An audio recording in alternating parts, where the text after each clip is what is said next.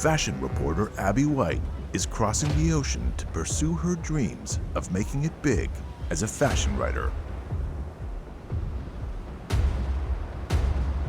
At only 23, she's in search of adventure and even open to the idea of finding romance on the high seas. But traveling alone on this cruise means attracting more attention than she ever imagined.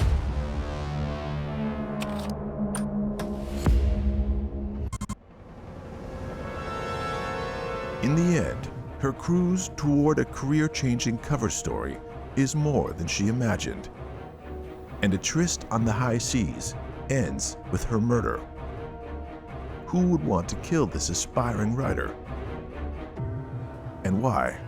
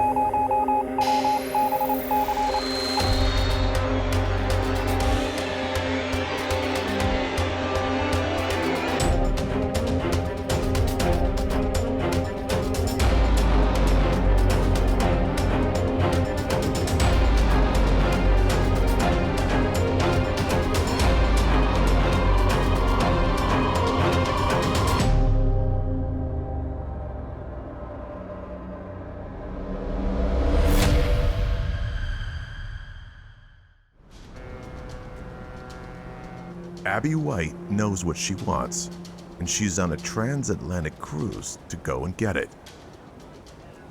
The Cub fashion reporter has been sent to cover New York Fashion Week for a major fashion magazine. An assignment that will give wings to her career as a reporter. Abby grows up in an upper-class home in a town northwest of London, not far from Oxford.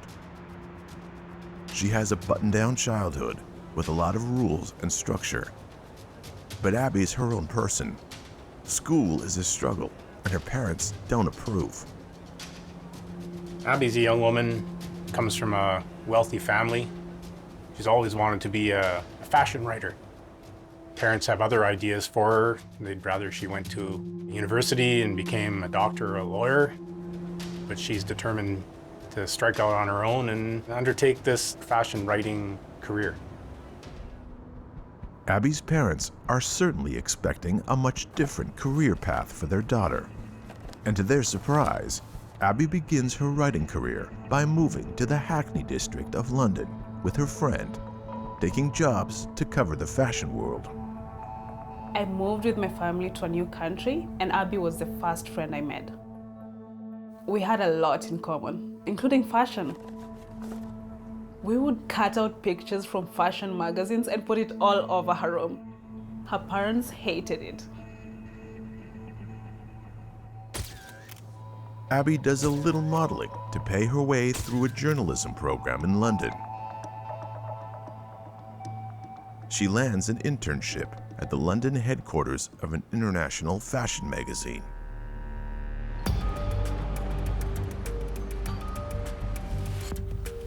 She always talked about fashion.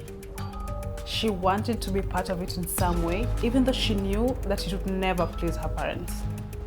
But she always said that she believed in happy endings and that it will all work out in the end. Abby really wanted it all. She wanted a fairy tale romance, and she wanted an amazing career in fashion. But if she had to choose, it will always be fashion first. After years of hustling her way to the top, Abby gets her big break when the magazine needs someone to cover New York Fashion Week.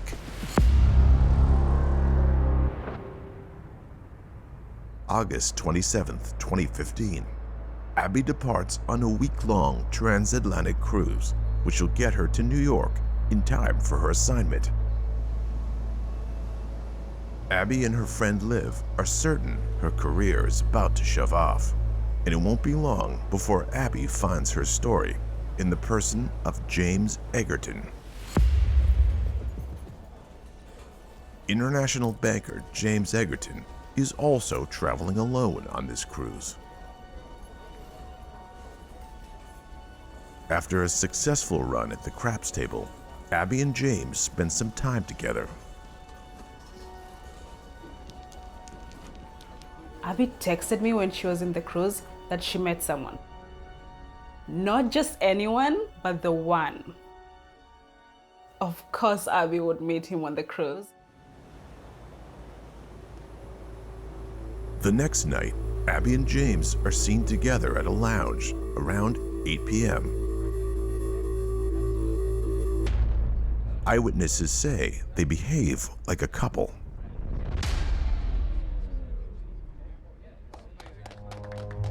In front of James, cruise ship performer Carlos Randolfo serenades Abby, offering her a flower during his act.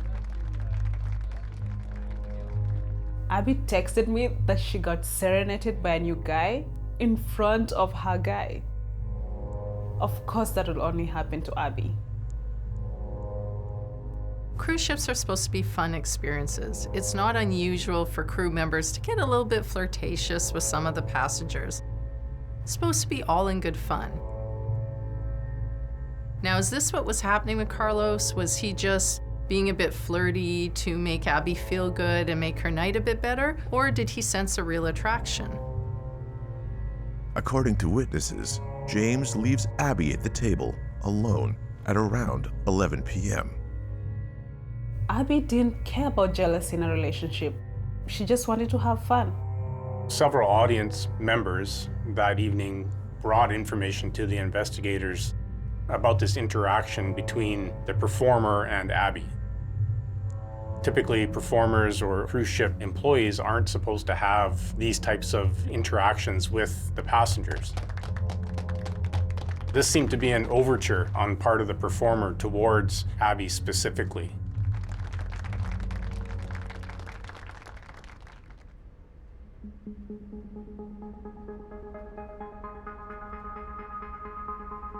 Carlos catches up to Abby after the show and begs her to see him the next day, showering Abby with compliments and waxing poetic in an attempt to woo her. And then she texted me the next morning about this singer pursuing her. Abby tells her friend she's going out that night, but doesn't say with whom. Abby plans to dance the night away, she says.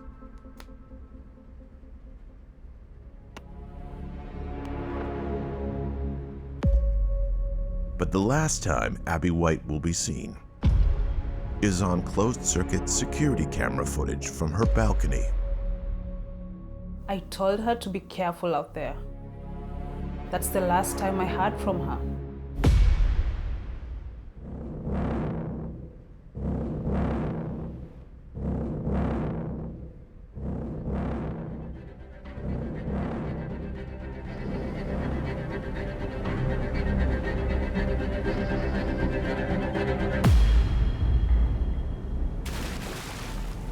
Someone has thrown Abby White into the icy waters of the Atlantic.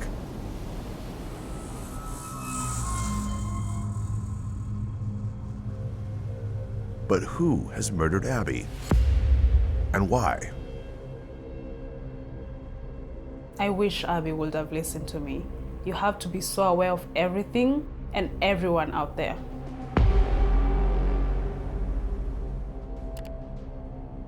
The ship's crew must piece together Abby's final hours to come up with a suspect. At first, the investigators think that this is all a twisted love triangle. But as they start to review the evidence, they get quite a shock. Things aren't what they seem.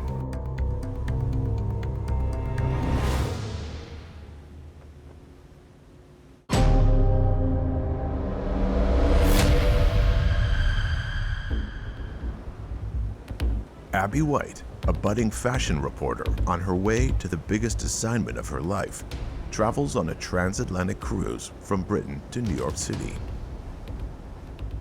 Abby's in search of a little fun and romance on the high seas. The 23-year-old has the attention of a number of men aboard the ship. But Abby has been murdered. Could one of these men be responsible for Abby's death? Or is someone else to blame?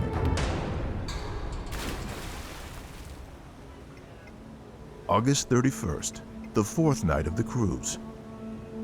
Abby makes a post to her social media account, referencing the ship's entertainer as being, quote, too caliente for his own good. It's the last post she'll ever make.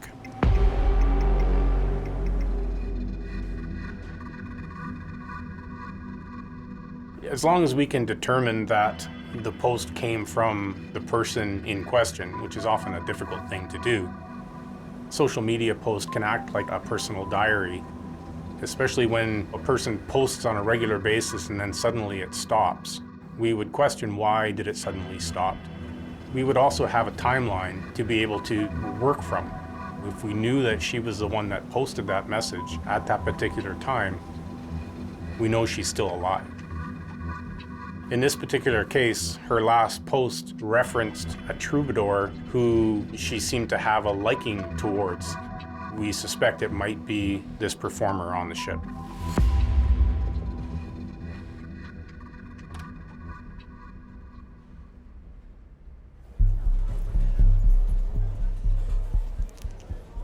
Eyewitnesses say Abby and Carlos were spotted in the casino together that evening.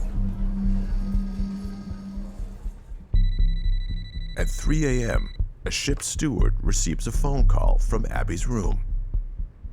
It's a strange time of night to get a call. When there's no answer, the cabin steward assumes she must have accidentally dialed his number.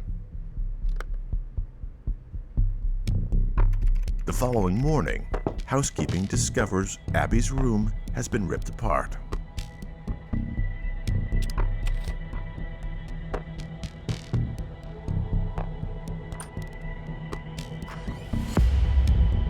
I can only imagine what a cruise ship cleaning staff has to deal with on a day-to-day basis. Some of the things they see must be out of a horror movie. But this is way beyond that.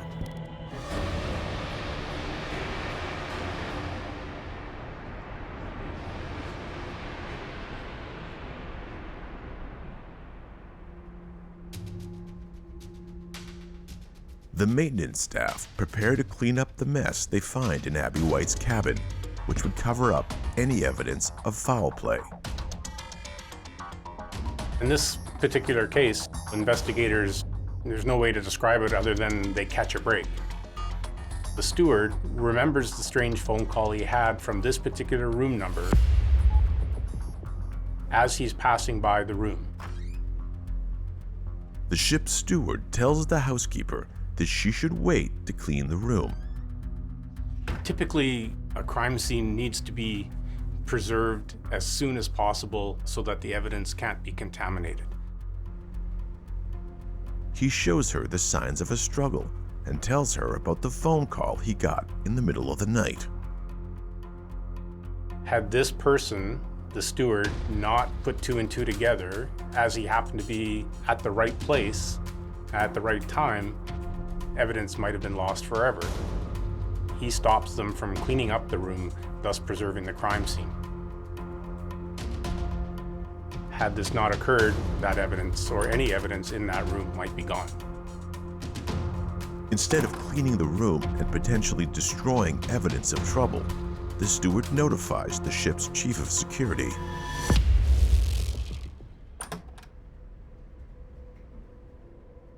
When the fact that somebody might be missing is brought to the attention of the crew, then typically the captain or whoever is in charge at the time will make efforts to call for that person over the ship's loudhailer, asking for that specific person to present themselves to help locate them. the crew scrambles to find Abby White. They issue a ship-wide page and post her profile on the ship's closed-circuit television network. Well, by the time Abby's disappearance is reported to the crew and that they can get a search going and try to establish whether or not she's on the ship or has gone overboard, more than a day goes by before they even realize she's missing at this point.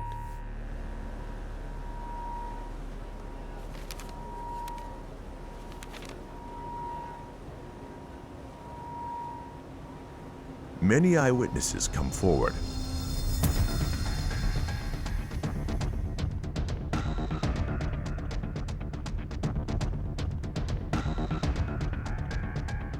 It doesn't take long for the ship's investigators to determine a window of time and to check the security cameras outside of Abby's room.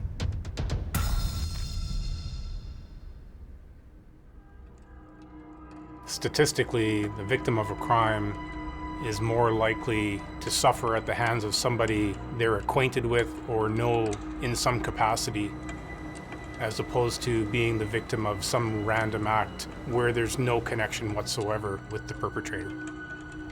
Before they even get a chance to conduct a review of the security footage, James enters to provide them with the identity of the prime suspect, the ship's performer, Carlos Randolfo.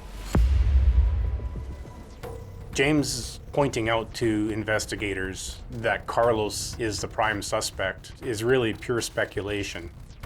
And it's based on the fact that James didn't like Carlos's overture towards Abby during the performance the other night. James has just as much of a connection to Abby, if not more, than Carlos does. Cruise ship employees have a lot of rules, especially when it comes to interacting with the staff. What's appropriate, what's not. However, Carlos isn't staff. He's a performer. He's got a lot more free time and a lot more flexibility in his schedule. Of course, he did break the rules by going after Abby White, but did he break the law? Often as investigators, we find the person responsible will pick somebody to try to deflect blame and send investigators down a different path in the hopes that they'll get away with it. When investigators check the camera trained on Abby's door, they come up empty. The camera isn't functional. But there's a second camera recording movements outside of Abby's cabin. It's the balcony camera, installed for safety in case a passenger falls overboard. Fearing the worst, they comb through hours of footage, trying to find any clues about what happened to Abby. Video from the ship's surveillance system shows that Abby was in fact thrown overboard.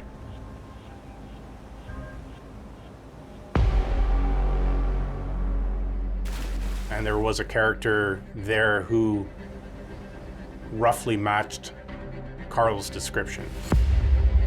Ultimately, he needs to be brought in for questioning.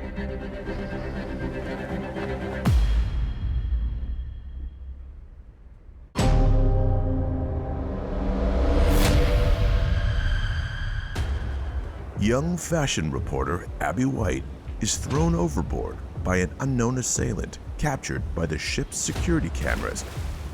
Witness after witness comes forward, piecing together a story that implicates ship's performer, Carlos Randolfo.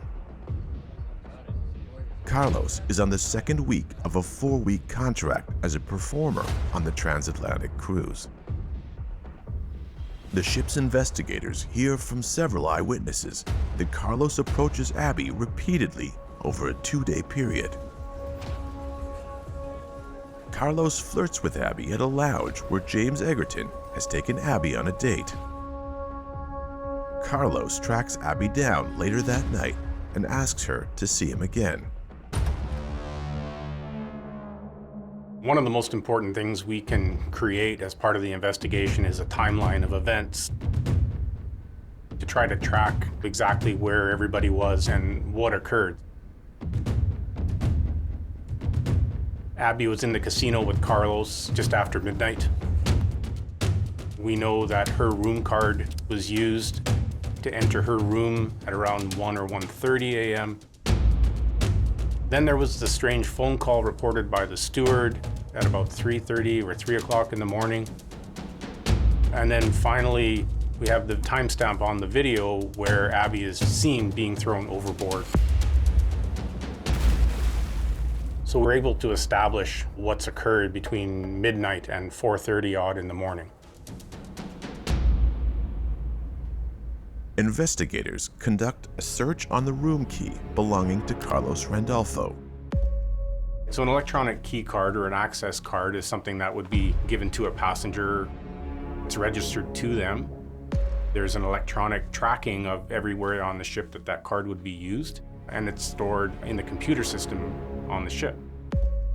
So it would know if a door is left open for any period of time. It would know when a door is open, when it was closed. Wouldn't tell you necessarily who went through the door, just that that particular card was used to open it. They discover it's used to enter his room just before 5 a.m., minutes after Abby is thrown overboard. Abby was up for an adventure, and I think that's why she agreed to see the singer Carlos. Well, as an investigator, the primary thing is motive. You want to know why a particular event takes place, and the best way, or one of the best ways to find out why something takes place, is to look at everything leading up to that moment. Who was in play? What was in play? Where were they when certain things were done or said? So that timeline is critical to an investigator. The security staff go to Carlos's cabin to bring him in. But what they discover there is an unexpected twist. Lita Randolfo is on the trip with Carlos.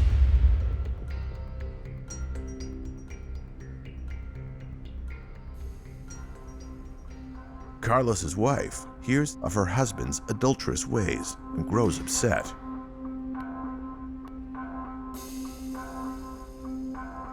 But Carlos Randolfo offers a startling new story to investigators and his wife. Carlos says he has an alibi.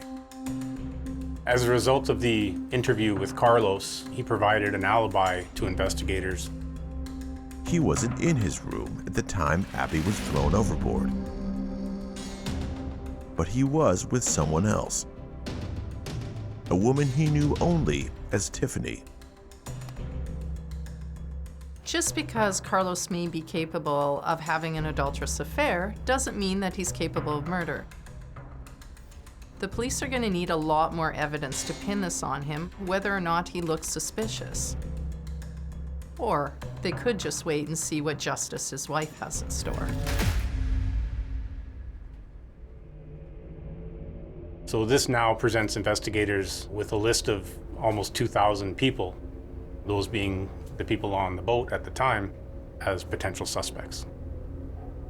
With only one more day of sailing before they reach port in New York, time is of the essence for the onboard security team. Ship security detains Carlos until his alibi checks out. And just to cover their bases, they detain James Egerton as well, who had also been seen with Abby. Investigators would conduct a background check on people who are their immediate suspects, and in this particular case, James, who's in this relationship with Abby, is somebody that they would look into. So they'd be looking to see if he had any history of violent offenses, if he's had any sort of involvement with law enforcement in the past, and what type, if any, of crimes he was involved in.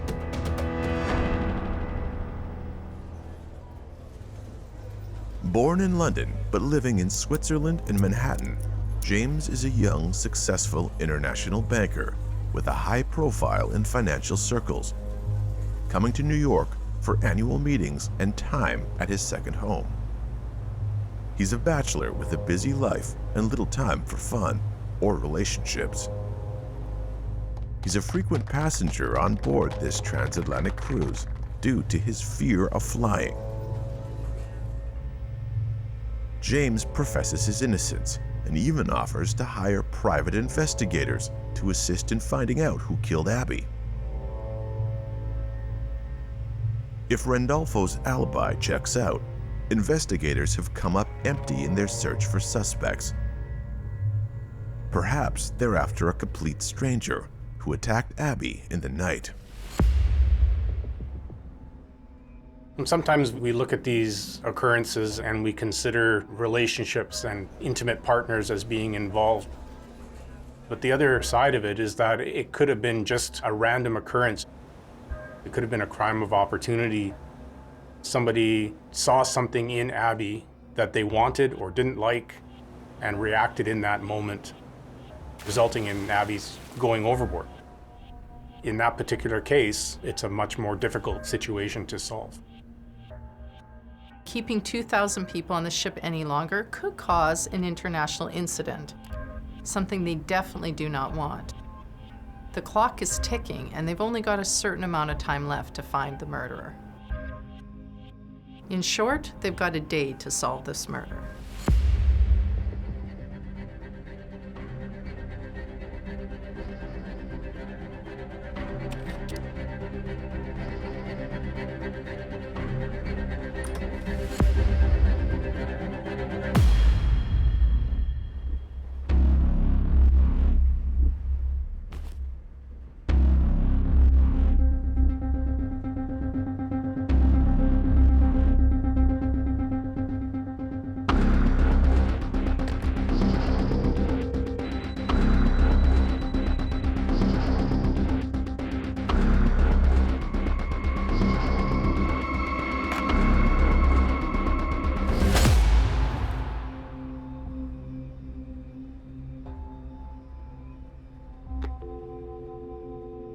I can't believe that someone will do that to Abby.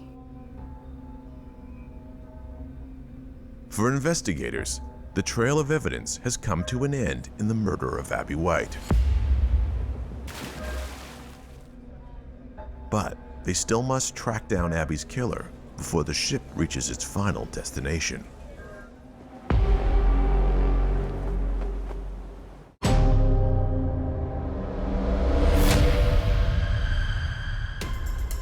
"23-year-old British fashion reporter Abby White has a bright future ahead of her.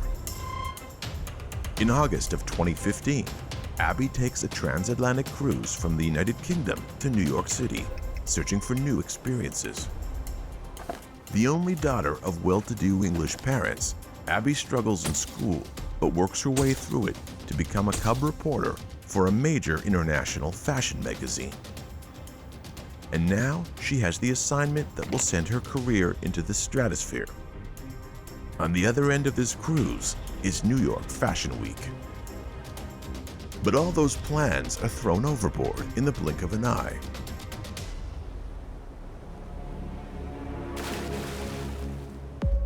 For ship's investigators, time is of the essence.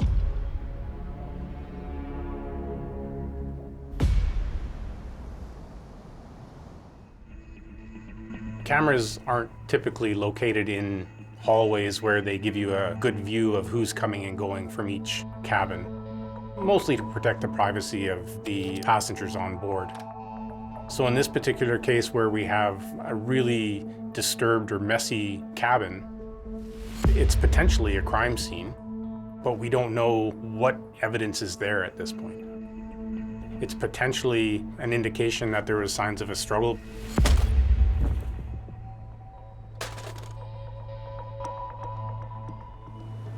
In the absence of a body at this point, it's hard to determine what occurred, what happened to Abby.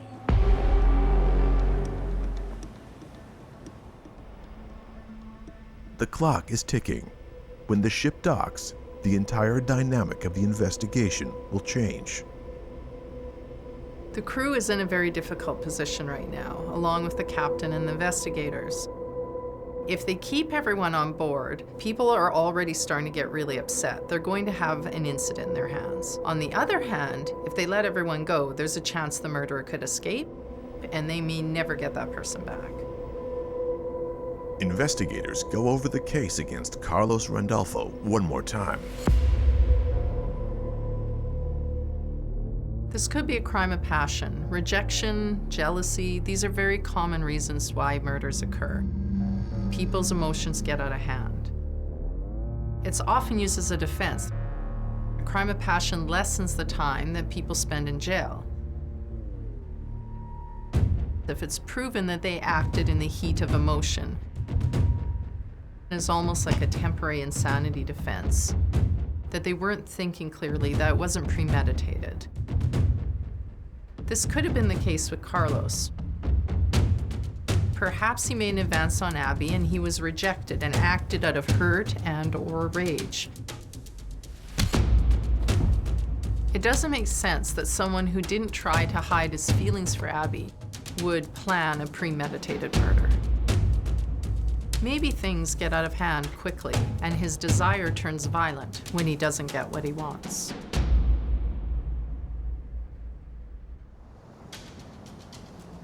With hours to go before the ship is scheduled to dock in New York, a woman named Tiffany comes forward to corroborate Carlos's alibi. She's the one he spent the night with, but was afraid to come forward because she was meeting her husband in New York. So as another level to this investigation, we have a woman, Tiffany, who comes forward to investigators and advises that she was in fact with Carlos between 2:30 and 5 a.m. Her room card shows that she entered her room at that time, and she says she was in fact with Carlos. He may have had a roving eye, but he isn't Abby White's killer.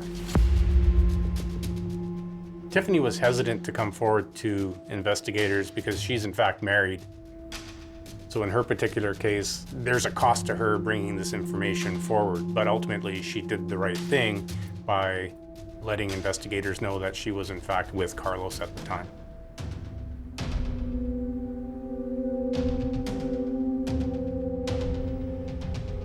Did James Egerton kill Abby White? Investigators have one final chance to pin the murder on James before it's too late.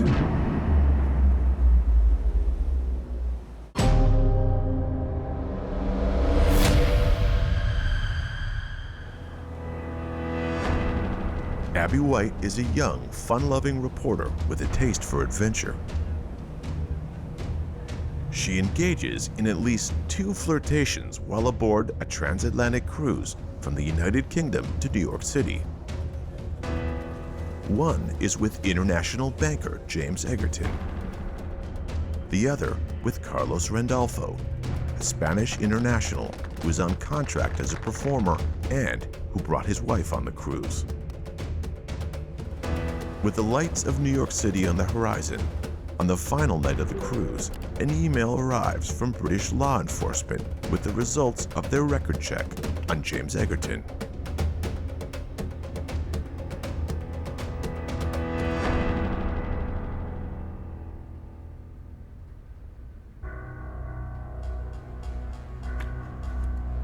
MI5, which is the British National Investigative Service, relayed information to investigators about James. He doesn't in fact have a criminal record, but is currently under investigation for a number of sexual assaults. The charges, however, were dropped when the victims refused to come forward and testify. Investigators hammer at James with this new piece of evidence, trying to force a confession.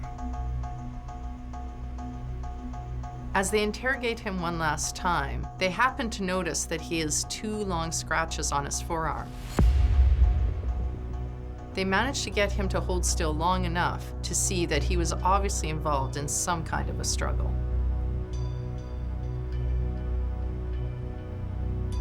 Finally, James Egerton breaks.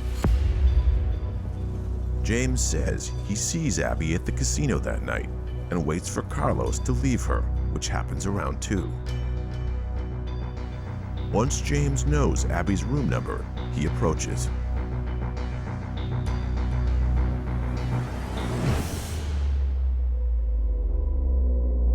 Well, jealousy is a very strong human emotion, and it's often the cause of a lot of violence.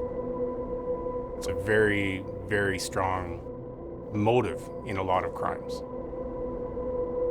It seems that James has an established pattern where he will enter into a relationship with someone, seems quite normal, but then very quickly that relationship turns violent.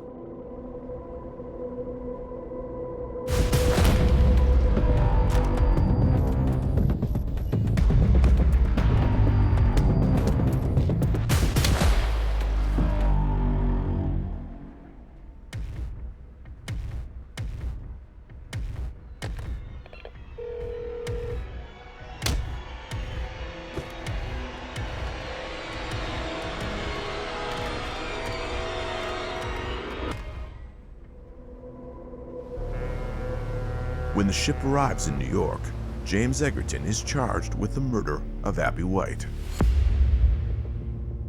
We don't really know whether what occurred in her cabin was a crime. Was she assaulted there? We just know that the cabin is in disarray. We do know that she was thrown overboard later on as a result of video footage. The FBI arrive on the ship to investigate and collect all the forensic evidence they can from Abby's room.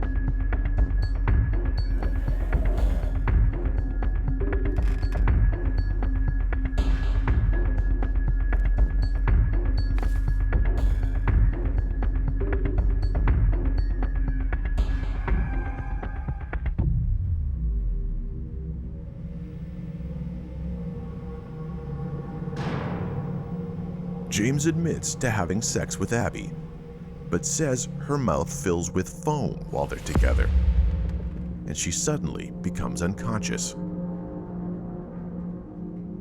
James makes a claim to investigators that Abby had a massive seizure while they were being intimate. Abby did suffer from seizures, but they were rare. One of the most difficult types of homicides to solve is where there's no body recovered. In this particular case, Abby's body hasn't been recovered. James has admitted to having an intimate relationship with her, but we don't know whether or not he's involved in her murder. Unsure of what to do, and knowing his own past, James decides to dispose of Abby's body.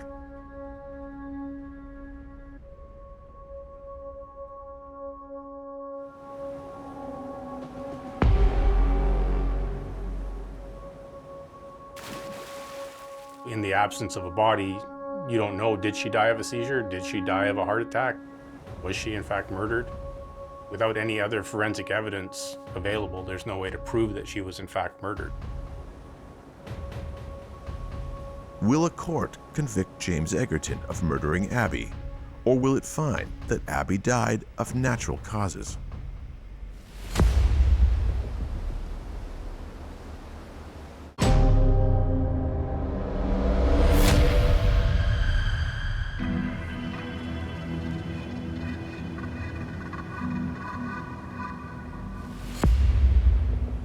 James Egerton throws Abby White overboard on a transatlantic cruise to New York City. James says she died while they were having sex. He panicked and threw her dead body overboard.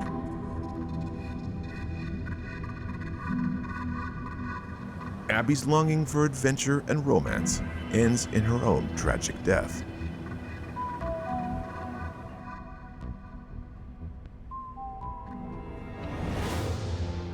James Egerton, international banker, frequent cruise ship traveler, with 3 prior charges of sexual assault, all dropped before getting to court.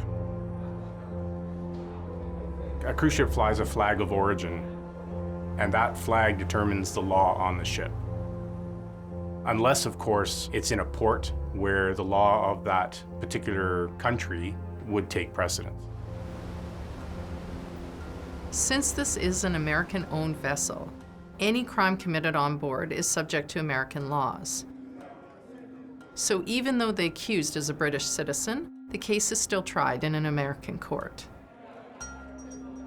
James admits to having sexual relations with Abby the night she's thrown overboard, but claims she had a seizure and died of natural causes. You can suffer injuries as a result of having that type of seizure. It can be a result of a medical issue, it can be a result of a head injury or other traumatic injury to your body. I guess there are a number of ways that you can suffer such a seizure. Even with evidence that he, in fact, threw the body overboard, if she died of a seizure prior to it, he didn't kill her. He may be improperly disposed of a body. So you couldn't charge him with homicide, you could charge him with something different.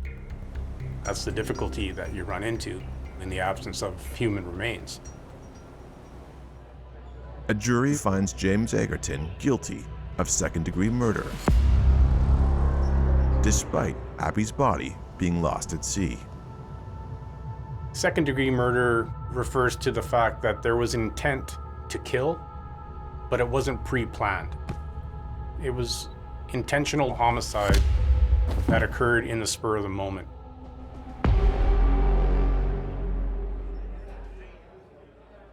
While James Egerton has been put behind bars, the family and friends of Abby White will never know how her story is supposed to end. I was relieved when James was thrown into jail, but it still doesn't bring my friend back. Abby was motivated and determined to show her parents that she could make it in fashion. She was willing to do anything. And unfortunately, it cost her life. This is a case that really brings to life that old adage, the truth is stranger than fiction. But until we get some other proof, that's how the story ends. It remains a mystery to this day.